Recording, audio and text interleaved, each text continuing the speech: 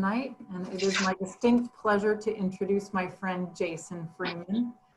We met about a year ago and have kept in contact with each other. Jason's now out in South Dakota walking 30 miles and in one day was his latest adventure. But just to let you know, Jason's goal is to speak to millions, to inspire them to bravely persevere toward their goals and dreams. And so I'm going to let you, Jason, tell your story. You have a powerful story. You've absolutely inspired me from the minute I met you, and I'm going to let you take it away. I'm so glad to be with all you and to vicariously. I'm loving being in South Dakota, but San Diego is wonderful too. Today we're going to talk about challenges. Everyone go, yay, challenges! Yay, challenges! Yeah, I mean, none of us know what that word means, right? I mean, life is always easy sailing, just easy hours. Tax season is always a piece of cake. And like, this is a true story. Like these are my old glasses because I lay down for a nap to be ready for this call, and somehow I lost my regular glasses. The challenges abound in life. There's challenges we pick, like, and then challenges we don't pick. Like, my voice was a challenge I didn't pick. I'll go into the backstory on that in a little bit. But first, a challenge I picked, and as I talk about this challenge that I picked in the last few months, be thinking about a challenge you may like to choose to take on that's significant to you. Sound good? Mm-hmm. Oh, cool. I love getting audience interaction on Zoom. I can only see a few of you, but thanks for the audience interaction. So I moved back to South Dakota in March, and I started walking a lot because I had lived here most of my life before I moved to San Diego, and I'm just being back and watching winter become spring and spring become summer was really inspiring and drew me out. And so, like 10 years ago, if you had asked me, I thought I would have said, maybe I can walk 8 to 10 miles, maybe 12 miles in a day, if I'm really wild and crazy and I'm focused on it. But I started walking, and you know, when you're starting something new and you kind of get past it being scary and you get more interested in it, you know that moment when it starts drawing you forth. Well, this is what walking did with me, and pretty soon I did an 8-mile walk, and then one day I did a 20-mile walk, and then I started dreaming big. I'm like, I can walk a marathon, 26.2 miles, but it was a huge challenge, and I was uncertain that I could walk that far. And this is where And as you think of the challenge you really want to do, maybe it's a bucket list thing that you're like, I just know I want to do this, but as you think of your challenge, does there come a point where you're like, oh no, I don't know if I can do this for sure, and you start doubting yourself and backing away and coming up with excuses? Well, that's what I was doing with the 26 miles. I'm like, can I make it before dark? I mean, what if my shoes start giving me blisters? What if it starts raining and lightning and stuff? And does this dialogue sound familiar? Just all these what ifs come up. So anyway, I decided I'm going to go for it. So I posted on Facebook about it to make it official the night before. And then a whole bunch of people liked it and commented on it. So it's like, dude, I really have to do it. But then the morning comes around and I had checked the weather and it was supposed to be sunny later in the day. But when I woke up, it was downpouring. And I'm like, hey, mom and dad, because they were driving me to where I was going to. So, hey, mom and dad, I'm ready to go. And they're looking at the weather and they're looking at the only sun and they're like, this is nuts. And so finally I'm like, at least let's drive there and see if the weather improves. So we drove to my starting spot and it was just sprinkling and I'm like, okay, bye. And then I started off, and once I was going, I just gained momentum and I ended up now walking 26.2 miles, but 30 miles. So thank you. So once you start, once you start on that thing that intrigues you, but you're like, no. And once you gain momentum, once you take micro steps, the thing will eventually maybe start to drive you forward, and you'll go further than you had thought you could. And I'll talk more about that later. So this is a challenge we choose.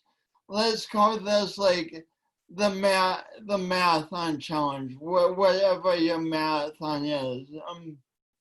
I mean, no one's forced to run a marathon. It's a voluntary challenge. But then life contains another type of challenge, right? Challenges we don't quite choose. For instance, like pandemics and economic hardships and extended tax deadlines and crazy tax seasons because everyone's stressed out about the pandemic, so they're probably not getting their things together like they usually would. So these are challenges we don't choose. And I had a challenge I didn't choose. What you could say I was born into dealing with a challenge I didn't choose. You see, when I was born, my umbilical cord became kinked like a garden hose, which makes it difficult for me to say the word umbilical. As a result, I have this unique voice and a unique coordination, and really all it is, if I embrace it, which I have in the last 10 years. Now I'm a professional speaker. I've spoken to over 100 audiences. I've done a TEDx talk. The biggest crowd I've spoken to is 1,800 people. So when I embraced my challenge 10 years ago, my life really took off, and not only allow me to grow into who I was meant to be, but allow me to influence and help many more people than I would have before in the course I was on. For example, the only reason we are talking right now is because 10 years ago, I decided 10 years ago, nothing else was working. I had tried it all. I have been to college. I have been to grad school. I had a good job for 10 years, but I still was miserable in myself. I mean, I was still miserable as me. Do any of you ever have those moments? Maybe the passing, hopefully the passing, but where you're just so miserable in your own skin and you're like, why? So I was having that moment 10 years ago, and luckily I remember that my aunt and uncle said I should try yoga. And then when they had said it a few months prior, I'm like, thanks, good idea. But in the back of my head, I'm like, I have cerebral palsy. You know what? I don't do yoga. Crazy idea, crazy idea.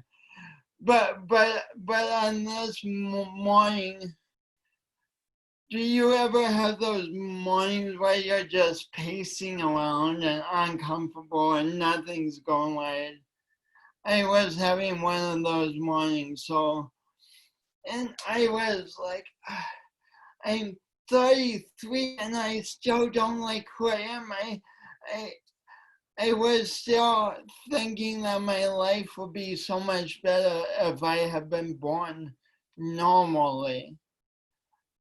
Luckily, I remembered that they said try yoga, and it sounded much more appealing since I was miserable. And so I walked down to the YMCA and I bought a membership with the intention of doing yoga. I didn't even do yoga that first day. I just bought a $35 membership. But that tiny step, walking into a building, I mean, before COVID, so I didn't even have to have a mask on. I didn't have to worry about being 6 feet from people. It was a snap. I walked into a building, filled out a few lines of paperwork, paid $35. That tiny step changed the course of my life, because suddenly I wasn't resisting who I was, but I was embracing who I was. So,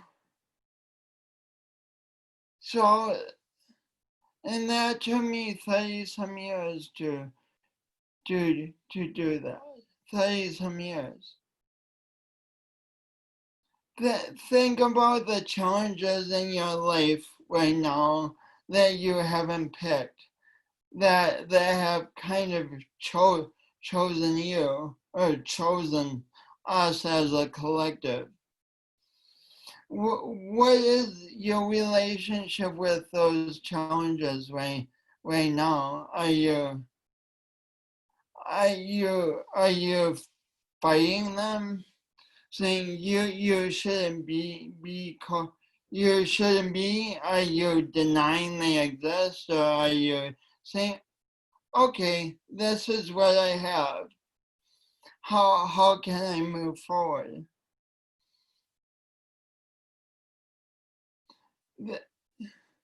So, I mean, the two types of challenges aren't identical in the least. Like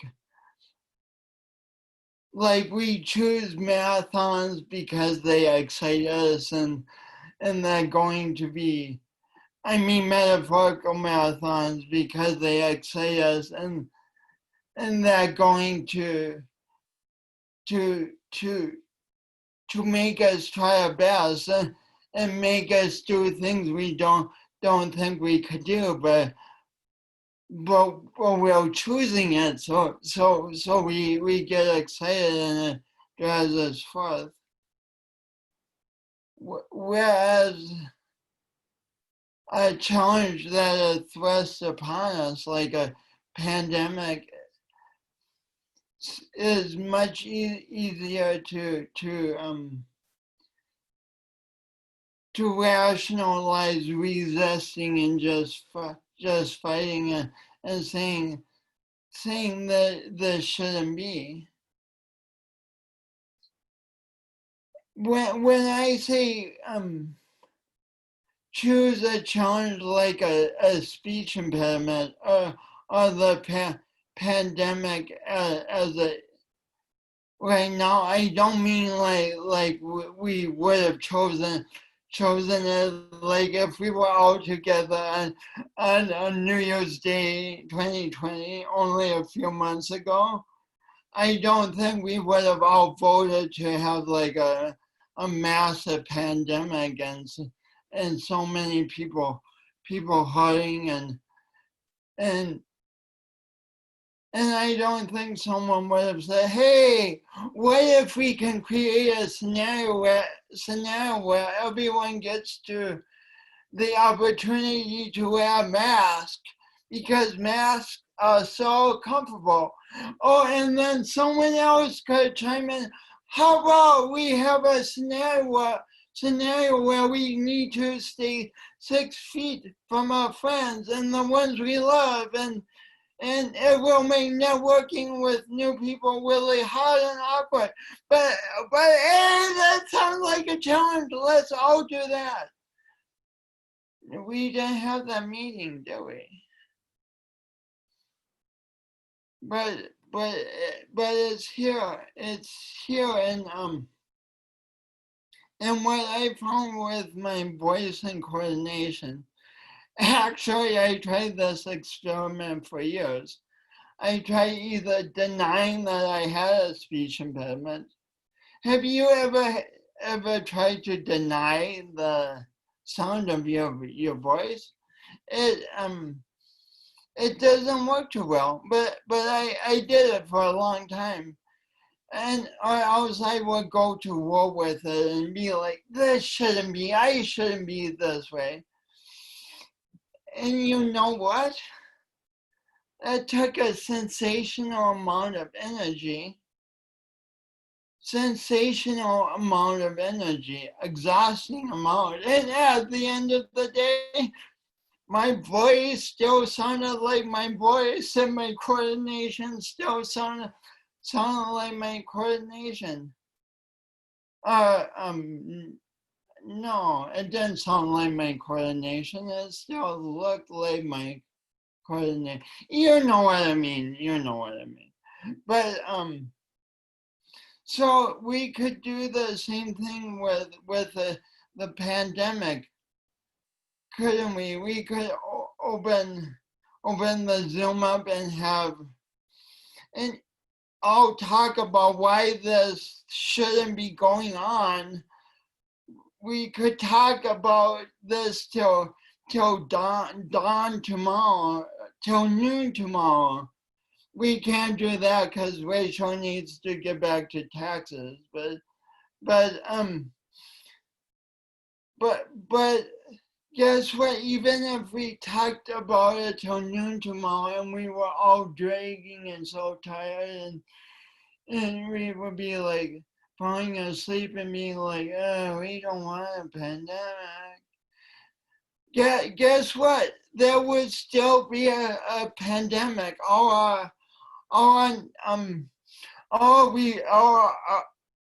resistance to it wouldn't have done anything other than make us real tired.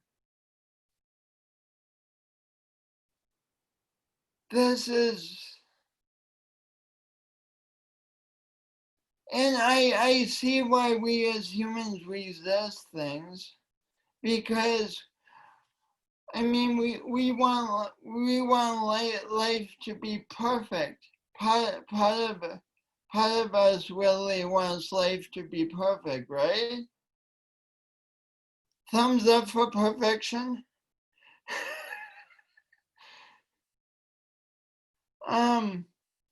I mean, I'm sure my folks weren't like talking before I was born, and I don't think they were like, oh gosh, I hope our baby loses some oxygen, and maybe his voice will be different and his coordination. Wow, that'd be fun to have an imperfect birth and to deal with raising a child who's unique. Let's do that. I don't think new parents, expectant parents say that. I mean, expectant parents are expecting a prince or a princess to emerge, who can take on the world, who will be president of the United States or whatever. But life doesn't always give us princess roses or any of those cliches like rainbows, sunny days. Life doesn't always give us perfection. It just doesn't. Have any of you noticed that? But life doesn't always give perfection. Raise your hand if you all are very observant. So I've come up with this philosophy called, you could say I was born into coming up with this philosophy called doing our imperfect best. And this applies both to challenges we choose, those bucket list items, those items that excite us and drive us forward, as well as challenges that seem to nominate us and just become part of our lives. I need a haircut. Speaking of such challenges, but anyway, that's a side story. I don't usually balloon my hair out, but lately I have. I'm not vain, and but doing our imperfect best means when we're going for whatever a marathon is, we do our best to prepare, but we don't prepare endlessly. We set a time limit on preparation, because you know what, we could be preparing to do something for a whole life, and that would be our life. Like, so we prepare sensibly, but then we do the thing.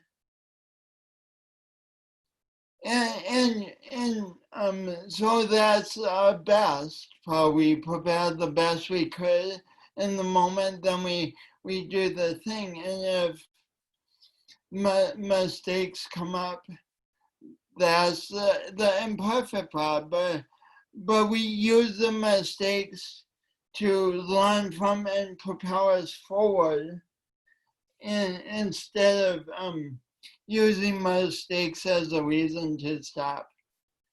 Have you ever made a mistake at something you loved and then said like, oh, I love that thing, but I'm just not cut out for it because you see, I made mistakes.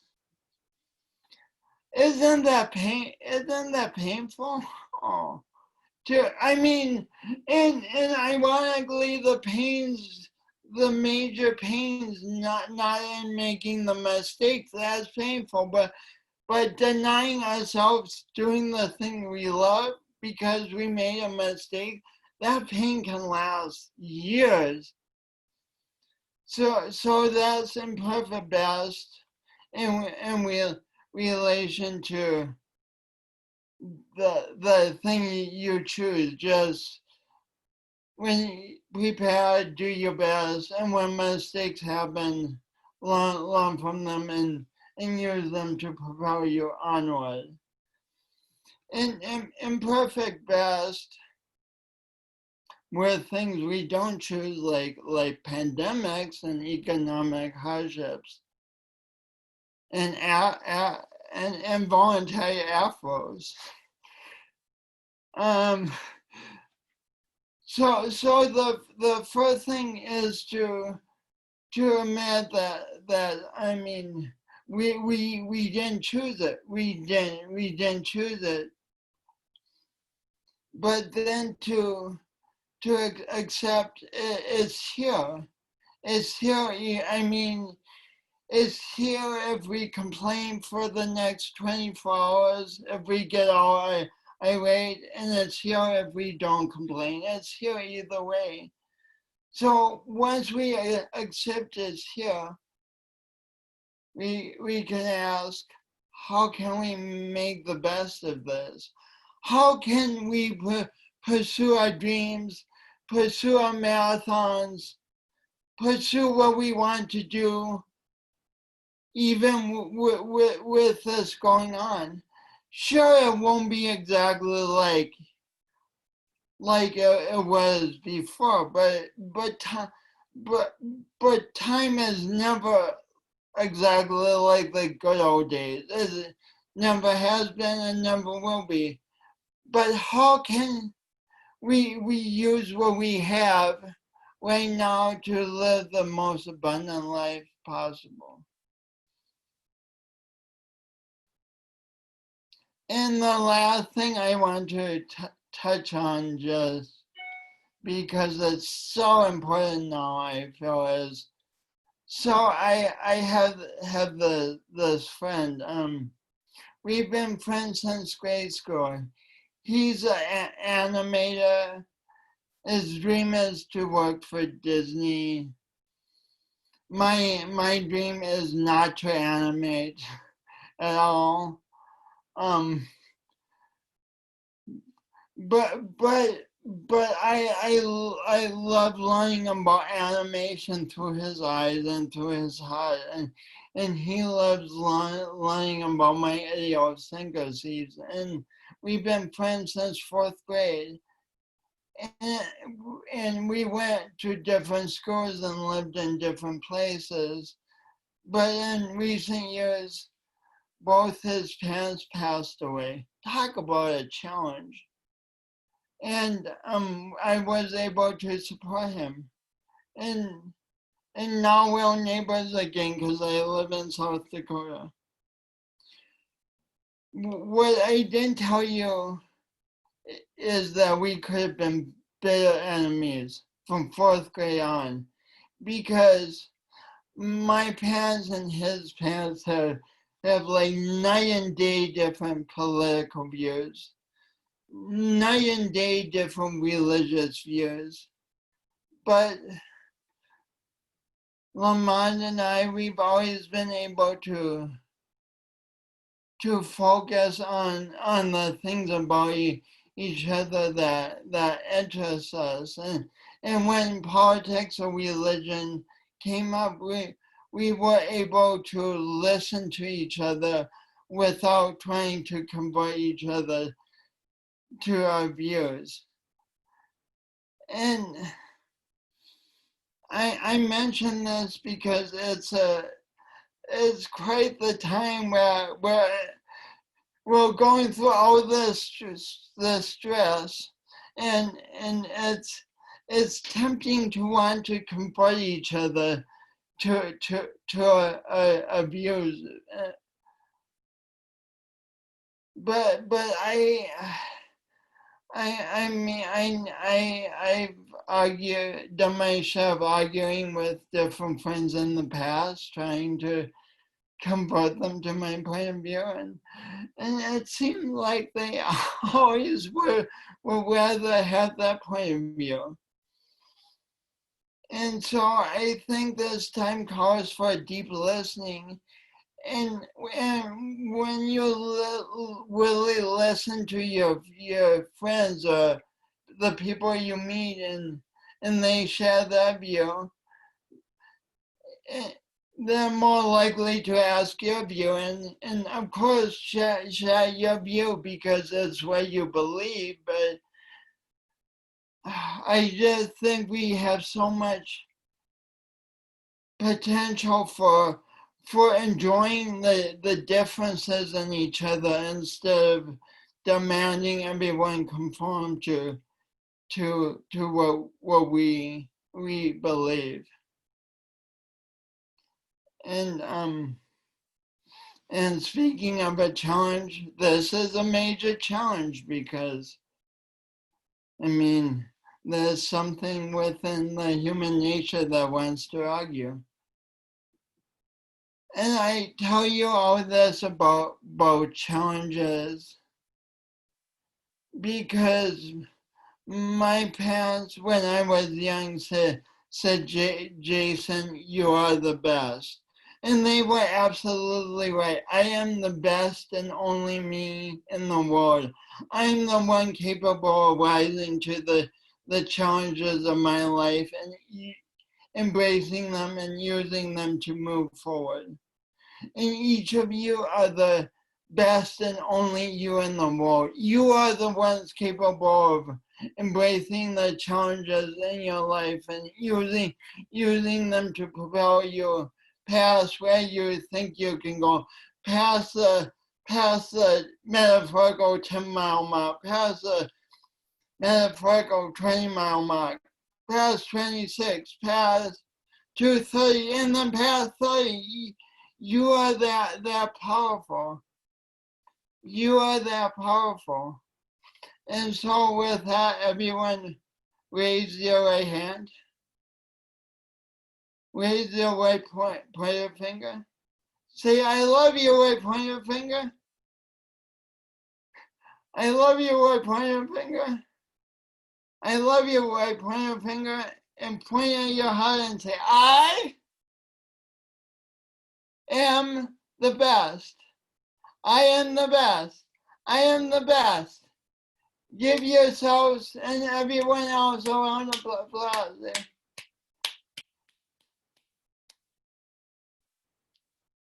Thank you all for being here tonight, and thanks so much for Rachel and Elm for bringing us all together. Community is so how we heal, and I'm just so grateful for this chance. Thanks. Thank you, Jason. Thank you so much. And if anybody wants to get in touch with Jason, how can they get in touch with you?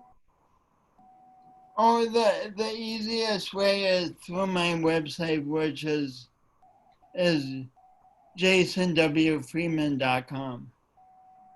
Thank you. And we will be putting this recording on our website if anyone would love to listen to it again or share it. You're so inspiring, Jason. We so appreciate everything that you had to say. And I can't wait to hear you speak again. Thanks, Rachel. Thanks for having me. All right. Bye. Bye, everyone. Thank you for being on.